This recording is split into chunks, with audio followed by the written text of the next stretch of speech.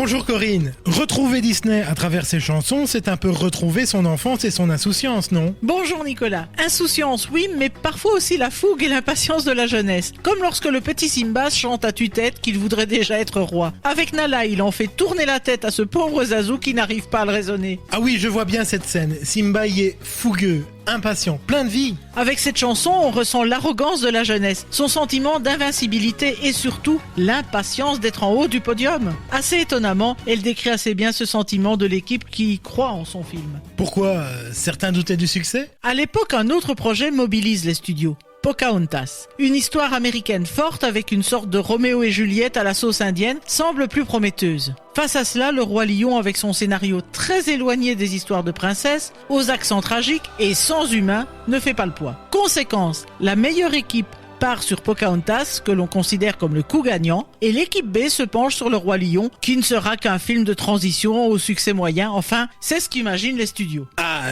là, Disney a manqué de flair. Nettement. Et la musique y est pour beaucoup. Jusque-là, le compositeur vedette des studios, c'est Alan Menken. Mais lui aussi est monopolisé par l'écriture de la bande originale de Pocahontas. Cependant, Tim Rice signe un contrat pour l'écriture des paroles des chansons sur le projet Le Roi Lion. Après le refus de Benny Anderson du groupe ABBA, il se tourne vers Elton John pour la musique. Les deux hommes se connaissaient déjà bien pour avoir collaboré à la chanson Legal Boys en 1982. Le musicien n'hésite pas une seconde à accepter ce projet qu'il juge excitant et stimulant, tant l'écriture pour un film d'animation l'oblige à explorer de nouveaux horizons.